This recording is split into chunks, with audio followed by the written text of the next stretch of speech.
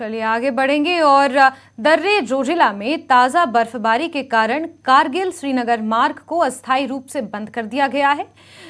मीना मार्ग में फंसे वाहनों को दारास वापस कर दिया गया है। पुलिस ने सभी यात्रियों से यात्रा करने से पहले कंट्रोल रूम से संपर्क करने की अपील की है। बीती रात अचानक खराब मौसम के कारण दर्रे जोजिला पर लगभग 3 इंच बर्फ जमा हो गई। इससे यातायात प्रभावित हुआ है। वाहनों को रोक दिया गया है। एसएचओ स्थिति पर नजर रखे हुए हैं।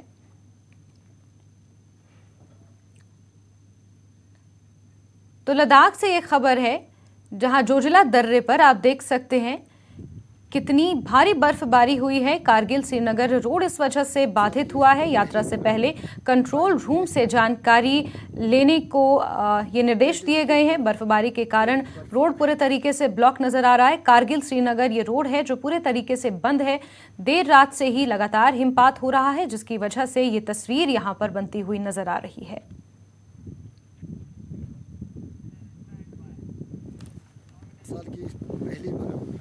चलिए आगे बढ़ते हुए अब रुख करेंगे हिमाचल की खबरों की ओर, जहां कई प्रत्याशी आज अपना नामांकन दाखिल करने वाले हैं। कैबिनेट मंत्री बिक्रम ठाकुर अपना नामांकन दाखिल करेंगे। वहीं मुकेश अग्निहोत्री भी अपना पर्चा दाखिल करने पहुंचे थे। बलबीर सिंह, राजेश ठाकुर ने भी आज अपना नामांकन किया। वहीं सुरेंद्र शौरी ने भी अपना नामांकन दाखिल किया। बलदेव ठाकुर भी आज अपना नामांकन दाखिल करेंगे। ज्वाली से बात करें तो संजय गुलेरिया ने भी अपना नामांकन दाखिल किया। और अहम खबर आपको बता दें, कांग्रेस और बीजेपी की सूची आने के बाद अब नामांकन का सिलसिला चल पड़ा है। 25 अक्टूबर नामांकन दाखिल करने की आखिरी तारीख तय की गई है। इसी क्रम में लगातार सभी उम्मीदवार अपना नामांकन दाखिल करने पहुंच रहे हैं। जहां ज्वाली से संजय गुलेरिया, वहीं हरोली से नेता प्रतिपक्ष मुकेश अग्निहोत्री ने अपना पर्चा भरा है। नेता प्रतिपक्ष मुकेश अग्निहोत्री ने नामांकन दाखिल किया है। एसडीएम कार्यालय हरोली में उन्होंने अपना नामांकन दाखिल किया। विधानसभा क्षेत्र से कांग्रेस ने उन्हें अपना उम्मीदवार बनाया है। हरोली में बड़ी संख्या में कांग्रेस कार्यकर्ता पहुंचे थे। और वहीं अगर कौल सिंह की बात करें तो कौल सिंह ठाकुर ने भी पद्धर में अपना नामांकन दाखिल किया है। द्रंग विधानसभा क्षेत्र से कांग्रेस प्रत्याशी वो हैं, 8 बार द्रंग से चुनकर विधानसभा वो पहुंच चुके हैं। और हिमाचल प्रदेश कांग्रेस के नेताओं की बात करें तो एक उम्रदराज नेता और जानी मानी छवि है कांग्रेस पार्टी के। आपको बता दें, पिछली बार हालांकि वो चुनाव हार गए थे, इस बार फिर से चुनावी मैदान में है।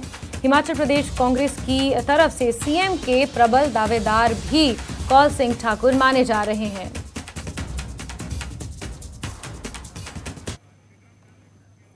वहीं कैबिनेट मंत्री बिक्रम ठाकुर ने भी नामांकन दाखिल किया। जसवां परागपुर विधानसभा क्षेत्र से उन्होंने अपना पर्चा भरा। बीडीओ ऑफिस परागपुर में नामांकन उन्होंने भरा है। क्षेत्र की जनता से इसको लेकर उन्होंने आशीर्वाद भी मांगा। कुलदेवी के आशीर्वाद के साथ प्रचार की उन्होंने शुरुआत कर दी है।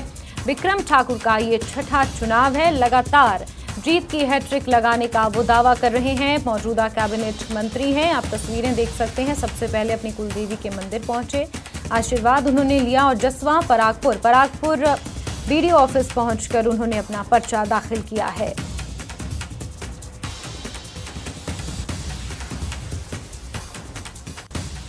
बात धर्मशाला की करें तो भाजपा प्रत्याशी राकेश चौधरी ने भी आज अपना नामांकन धर्मशाला एसडीएम ऑफिस पहुंचकर किया। आपको बता दें, अपने समर्थकों के साथ वो नामांकन दाखिल करने पहुंचे थे। शक्ति प्रदर्शन भी उनका वहां पर देखने को मिला। आपको बता दें, अपने विरोधियों को अपना दमखम दिखाने के लिए उन्होंने शक्ति प्रदर्शन किया। राकेश चौधरी धर्मशाला से अपना नामांकन उन्होंने भरा है। कांग्रेस प्रत्याशी सुधीर शर्मा के साथ उनका कड़ा मुकाबला होने वाला है। और धर्मशाला की तस्वीर भी इसी लिहाज से काफी दिलचस्प हो जाती है।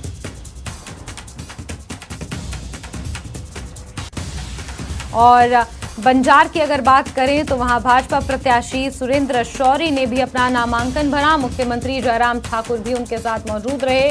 बंजार में जनसभा के जरिए शक्ति प्रदर्शन भी देखने को मिला। कुल्लू सदर से कांग्रेस प्रत्याशी सुंदर सिंह ठाकुर ने भी नामांकन भरा। बंजार की बात करें तो इस बार बंजार का मुकाबला भी काफी दिलचस्प रहने वाला है। सुरेंद्र शौरी वर्सेस खीमीराम शर्मा इस वक्त मैदान में है। और सुरेंद्र शौरी भाजपा के प्रत्याशी हैं। मुख्यमंत्री जयराम ठाकुर उनके साथ मौजूद रहे उनका पर्चा भरने के दौरान। और बंजार से भाजपा प्रत्याशी सुरेंद्र शौरी ने अपना पर्चा भर दिया है। वहीं हिमाचल प्रदेश विधानसभा चुनाव के लिए सबसे पहले 4 टिकट फाइनल करने वाली आम आदमी पार्टी ने बुधवार को 54 प्रत्याशियों की दूसरी सूची जारी कर दी। बुधवार देर रात जारी सूची के साथ ही आम आदमी पार्टी ने 68 में से 58 विधानसभा सीटों पर अपने प्रत्याशी उतार दिए हैं। ये सूची आपके प्रदेश अध्यक्ष सुरजीत सिंह ठाकुर और पार्टी प्रभारी हरजोत सिंह बैंस की ओर से जारी की गई। इसमें भाजपा के वरिष्ठ नेता और पूर्व मंत्री रविंद्र सिंह रवि को सुलह से प्रत्याशी बनाया गया। वहीं होशियार सिंह को ज्वालामुखी से टिकट दिया गया है। पार्टी ने 3 महिलाओं पर भी भरोसा जताते हुए उन्हें उम्मीदवार बनाया है। तो ग्राफिक्स के जरिए आपको ये बताने की कोशिश कर रहे हैं कि आम आदमी पार्टी ने जो अपनी ये दूसरी लिस्ट जारी की है, इसमें टोटल अब 58 उम्मीदवारों को मैदान में उतारा है। आम आदमी पार्टी ने धर्मशाला से कुलवंत राणा, पालमपुर से संजय भारद्वाज मैदान में है और चुराह से कुमार जयराल, भरमौर से प्रकाश चंद भारद्वाज को मैदान में उतारा है। वहीं डलहौजी से मनीष सरीन, नूरपुर से मनीषा कुमारी, इंदौरा से जगदीश बग्गा। तो ग्राफिक्स के जरिए आप देख सकते हैं 58 उम्मीदवार आम आदमी पार्टी के इस वक्त मैदान में उतर चुके हैं।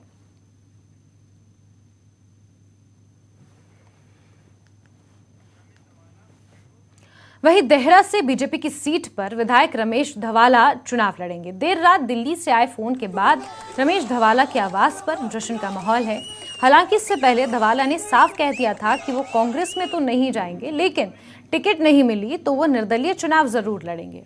ऐसे में उनकी प्रेशर पॉलिटिक्स काम आई और बीजेपी से उन्हें टिकट दिए जाने का दावा किया गया है।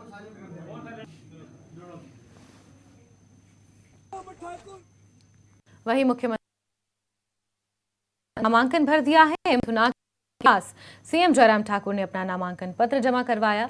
बीजेपी ने सीएम जयराम ठाकुर को मंडी के सिराज विधानसभा क्षेत्र से उम्मीदवार बनाया है। सिराज विधानसभा क्षेत्र से जयराम ठाकुर 5 बार विधायक रहे हैं।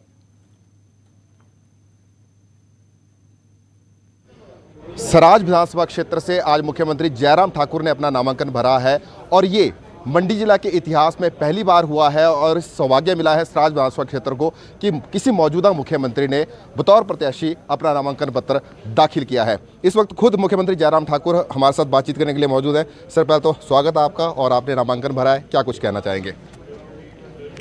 मैं सिराज विधानसभा क्षेत्र की जनता का दिल से आभार व्यक्त करता हूँ। उनके आशीर्वाद से मुझे 25 साल हिमाचल प्रदेश की विधानसभा के अंदर यहाँ के प्रतिनिधि के नाते काम करने का अवसर प्राप्त हुआ और निश्चित रूप से मैं केंद्रीय नेतृत्व, विशेष तौर से आदरणीय प्रधानमंत्री नरेंद्र भाई मोदी जी का भी आभार व्यक्त करता हूँ। उनका आशीर्वाद रहा, उनका सहयोग रहा और निश्चित रूप से जिस प्रकार से एक अवसर दिया उन्होंने हमको हिमाचल प्रदेश में काम करने का, उसके लिए मैं एहसान उनका चुकता नहीं कर सकता हूँ। पार्टी के राष्ट्रीय अध्यक्ष जगत प्रकाश नड्डा जी और हमारे गृह मंत्री अमित शाह जी ने सब लोगों के सहयोग के लिए आभार व्यक्त करता हूँ और निश्चित रूप से हिमाचल प्रदेश में जो उम्मीद उन्होंने लगाई है हमसे कि हिमाचल में भारतीय जनता पार्टी की सरकार फिर सत्ता में आएगी, उस काम को करेंगे।